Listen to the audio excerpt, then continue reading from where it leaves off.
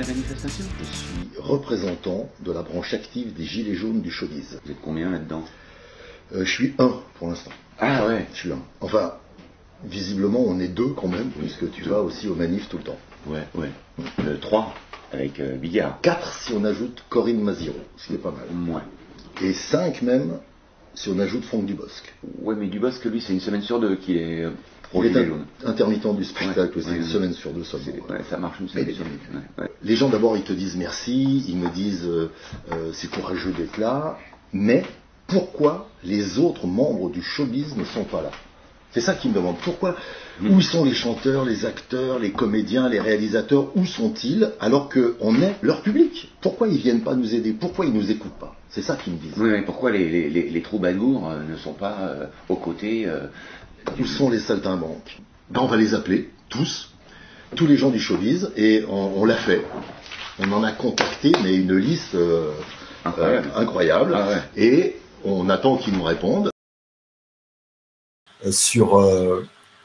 J'avais l'impression, je me suis dit, c'est une sorte de test grandeur nature. On est en train de tester notre capacité de résistance à l'oppression, en fait.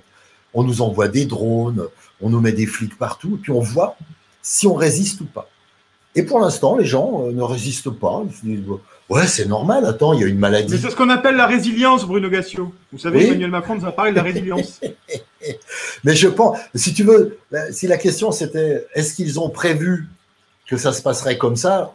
La réponse est évidemment non. Ils n'ont pas créé un virus. Personne ne l'a créé, ce truc-là. Je ne sais pas d'où il vient, mais personne ne l'a créé. Je suis pas complotiste et je pense pas qu'il y ait des gens. C'était vraiment sur la loi d'urgence sanitaire. Hein. C'était sur cette interdiction de manifester là. Voilà, mais du fait qu'il y en ait un, tu te dis quand même. Enfin, si j'étais à leur place et si j'étais un enfoiré, je dirais, waouh, là il nous arrive un truc. On allait prendre une grosse tarba là au municipal. Bon, déjà, on va annuler le second tour, très bien. Et puis on va réduire les manifs, déjà, tout ce qui est. Et c'est normal. J'ai pas envie d'aller attraper une maladie dans une manif. Donc, du coup, les gens manifestent pas. Seulement, à quel moment saura-t-on que la guerre, parce que M. Macron a parlé de guerre, à quel moment saura-t-on que la guerre est gagnée?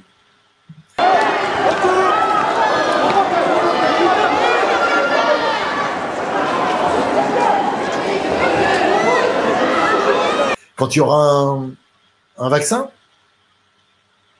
Ouais, dans combien de temps? 1 an et demi, 2 ans? Est-ce que ce vaccin fonctionnera? Est-ce qu'on en sera sûr de ce vaccin? Attention, même vacciné, faites attention quand même, ne vous collez pas les uns aux autres. D'accord? C'est quelque chose qui peut durer un long moment. L'idéal pour lui serait que ça dure jusqu'à fin 2021 et qu'il libère tout le monde pour 2022 en disant c'est moi qui l'ai fait, votez pour moi. Voilà. Alors, donc, je voulais faire venir Denisot, parce que maintenant il est réalisateur, Denisot. Oui. Et puis en plus, il a ce côté transgénérationnel. Et surtout, maintenant, vu qu'il est journaliste aussi un peu, ça pourrait aider. Donc j'ai son numéro. Ouais. T'as quoi comme numéro? Odéon 3412. Non, mais ça marche plus, ça. Ça doit plus être le bon. Non, ce qui aurait été formidable, c'est d'avoir Kev Adams pour les jeunes. Pour la jeunesse, Kev Adams, en plus, c'est quelqu'un qui est impliqué, je l'ai entendu sur le climat, toi, c'est quelqu'un qui y va, Kev Adams. Ouais, Kev Adams, c'est le môme qui a 16 ans depuis 15 ans. La loi Avia, donc, c'est l'aboutissement de ces tentatives de contrôle. Et toujours au nom du terrorisme, et non pas des terroristes contre qui on se battrait, mais d'un substantif abstrait, toujours au nom de la sécurité, et au nom de la liberté d'expression. C'est-à-dire que quand même c'est fort de t'enlever de la liberté d'expression en disant c'est pour ta liberté d'expression. Mais la télévision est sous contrôle. Point. Et Internet était encore, et ce qu'on fait là n'est pas sous contrôle. Pour l'instant, pas encore. Mais si je tenais des propos que eux qualifient de fake news, par exemple tout à l'heure j'ai dit que personne n'avait créé le Covid-19. Bon, je pourrais très bien dire, on ne sait pas. Si ça se trouve, c'est un laboratoire qui a créé cette maladie exprès. Là, on pourrait interdire l'émission. Et pourtant, moi, j'en voudrais pas à quelqu'un de dire ça. Je trouverais ça très con qu'on pense qu'on a créé exprès un virus. Mais je suis pour le laisser dire. Je suis pour la liberté d'expression complète. j'ai fait mienne la formule de Raoul Vaneigem, qui en matière de liberté d'expression dit il n'y a pas de bon ou de mauvais usage de la liberté d'expression, il n'y en a qu'un usage insuffisant. J'aurais aimé qu'on ait Bruel, c'est une figure Bruel. Ouais, c'est vrai. C'est une figure, Bruel, c'est... Ouais, mais il a mal au dos en ce moment. Il a pas mal. Il a un peu mal. Il a mal au dos. L'idéal, Goldman. Ah ouais. Goldman, les restos du cœur, les pauvres, ils s'occupent de tout ça. Ah ouais. Je marche seul. Ouais, ça serait bien. Ça serait bien qu'on fasse venir Goldman. Ouais, mais Goldman, il habite à Londres. Et qui dit Londres dit train. Et qui dit train dit grève. Et oui, donc on n'aura pas.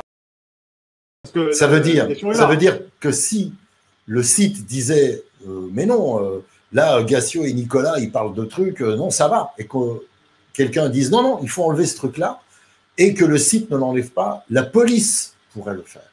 C'est-à-dire qu'on a donné un pouvoir de justice à la police. C'est la fin de la séparation des pouvoirs. C'est juste impensable que ça arrive dans un pays comme la France. Et ça va arriver avec la bénédiction de plein de gens. Un que j'aurais vraiment aimé avoir, c'est Gad Elmaleh. Puis des zéniths. Bah ouais. C'est son public. Il vient avec Copy Comics. Ah oui, c'est comme ça, ils peuvent se parler et tout. Pendant la manif. Ouais, Jean-Christophe, tu le connais aussi. Ouais, Jean-Christophe. Voilà.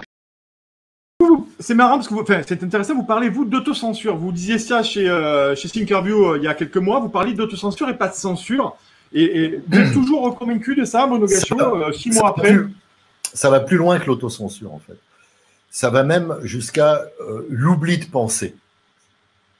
On oublie de penser.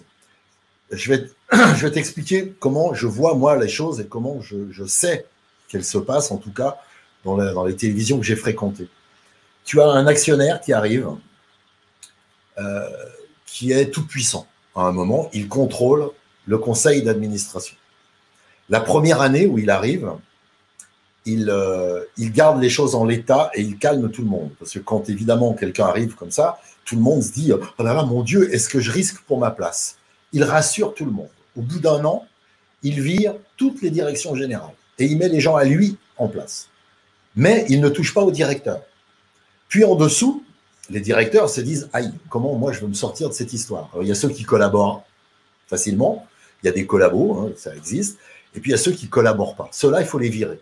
Donc les directeurs généraux virent les directeurs. Puis les directeurs s'occupent des chefs de service, les rédacteurs en chef, les gens qui s'occupent de la fiction, les gens qui s'occupent du flux dans une télévision. Et en 2 ans et demi, on réoriente une chaîne vers quelque chose d'autre, imperceptiblement. C'est fait comme ça dans les légions romaines. Les légions romaines étaient organisées comme ça. César disait quelque chose à 5 tribuns qui prenaient... Alors, il y a encore des internautes qui vont dire « Ah, c'était pas vraiment des tribuns, c'était des centurions. » Il en connaissait 5, César, ou 10. Ces 10-là engageaient 10 chacun, dessous, qui étaient des hommes à eux, donc d'accord avec eux, et ces 10 de dessous en engageaient 10 aussi. Puis, on passait du centurion au décurion, puis on arrivait dans la masse de gens. C'est là qu'on trouvait des insoumis, des gens qui n'étaient pas d'accord. Mais on s'en foutait parce qu'ils n'avaient pas voix au chapitre. Et cette organisation pyramidale, avec une personne qui décide, César ou l'actionnaire, et tout le monde se coopte, fait que tous les gens dans la chaîne de décision ne pensent plus. Ils pensent comme au-dessus. C'est-à-dire qu'ils peuvent être 100, ils n'ont qu'un seul cerveau. Donc ils ne pensent que dans une direction. Et n'engagent que des gens qui pensent comme eux. Il y a une autre organisation qui est organisée comme ça, qui est faite comme ça, dont la hiérarchie est faite comme ça, c'est la mafia sicilienne. Donc tu vois, les légions romaines, la mafia sicilienne et l'organisation d'un conseil d'administration pour mettre en place des gens aux ordres, ça fonctionne de la même façon. Puis une figure tutélaire, pour finir, Lynn Renaud. Lynn Renaud. Ah, Lynn Renaud, on la met devant. Ah ouais. Ouais. Ah ouais. Ah ouais. Ça, oui, ça, si on la met devant, les CRS n'oseront jamais.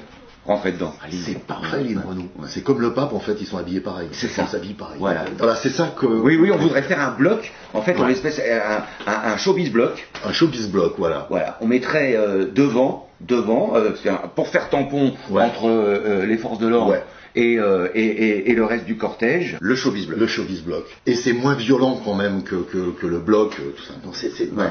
Moi je trouve que c'est bien.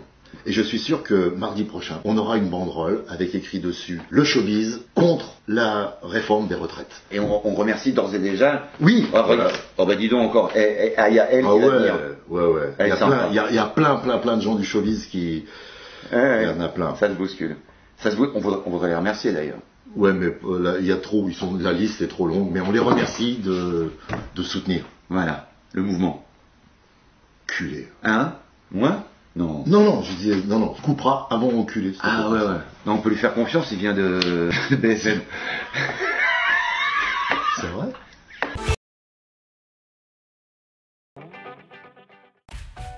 Tu es un bourgeois. Mais le propre du bourgeois, c'est de ne jamais se reconnaître comme tel. Petit test. Tu votes toujours au second tour des élections quand l'extrême droite y est qualifiée, pour lui faire barrage.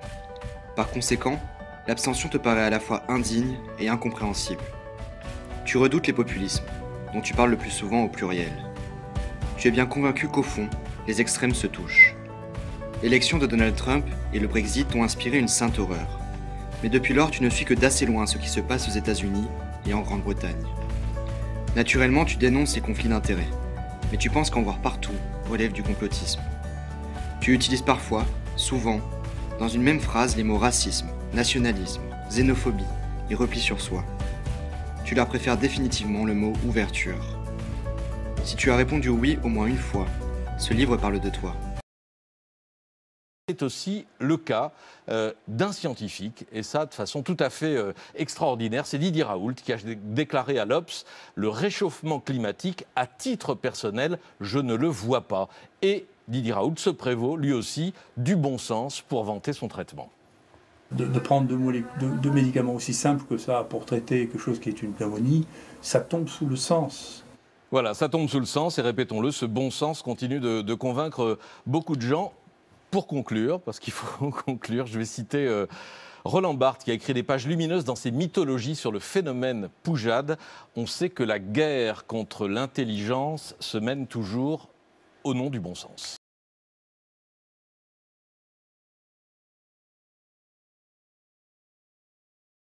Le problème, il se réduit, du Covid, il se réduit à un paradigme simple.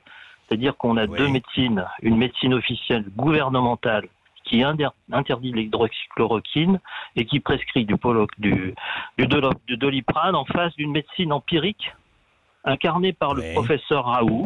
Et puis les Français, pendant 2 mois, ils ont vu sur leurs écrans s'affronter un gouvernement qui a accumulé les erreurs, les mensonges, les masques, en face d'un professeur de médecine atypique dont le protocole est simple, économique, disponible, et il était le reflet inversé de ce qui est mis en place officiellement.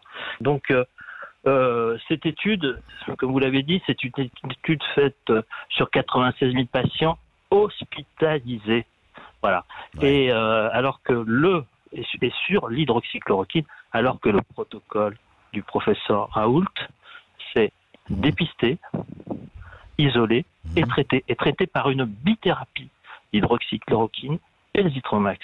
Donc on a regardé l'hydroxychloroquine chez des patients qui n'en avaient plus besoin.